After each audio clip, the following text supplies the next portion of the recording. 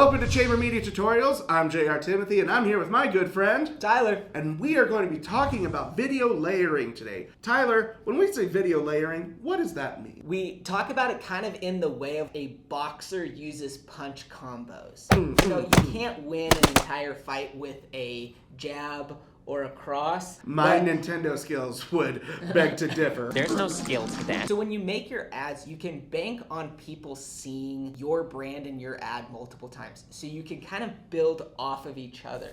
I request elaboration. Your first video should be a catch-all. You have all the information, you have all the sales points, talking about pain points, maybe any emotional appeals. You're educating them about it. Your first video, you hit a pain point, you educate somebody, and then tell somebody how awesome that is. The next thing you can do after that we typically do is we take that big video, we break it into chunks, and then we release them in almost reverse order. When we break them into smaller videos, we're going to release that testimonial first, because the likelihood of somebody watching the video all the way through to the end and actually seeing that part is honestly fairly unlikely. They're gonna think that that is a all new commercial or all new ad, when really it's just the end of the first video that they hadn't really seen yet. Yeah. When you make that first layer and you have that hook and all that information in the beginning that kind of sets up the exposition of what the ad is going to be about, that is unnecessary for every other layer after your video. Jump into the really important sales message for your second layer of the video. The benefit of layering the videos is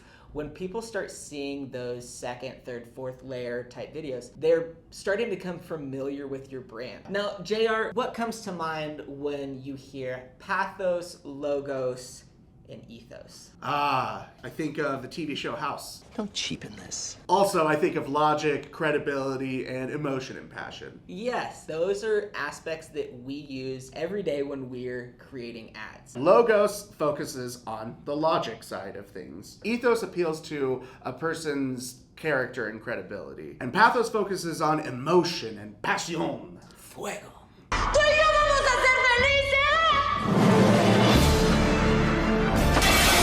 People online will have different appeals to those three different things. What might be right for you may not be right for some. When you're starting to make those retargeting ads and getting down in the layers, you're going to start focusing on solving pain points or using a testimonial and those kinds of aspects. But you can also add that extra layer on top of that. Let's give an example of some of these things. Let's say you're selling shoes, and I want to appeal to the logic side of your shoes. So logos, I would say these shoes wick moisture away better. The material they're made out of, Yeah. lasts longer, therefore you won't need to buy another pair of shoes. Yeah. That's a very logical explanation for why that product is good. Now, let's break down ethos, credibility, and character. This is typically where a spokesperson or a type of influencer or someone who really embodies your target demographic. So if these shoes were for nurses or something, those white shoes that they have in hospital, I would find like a dozen nurses and I would put them all in it and I would have them just be like,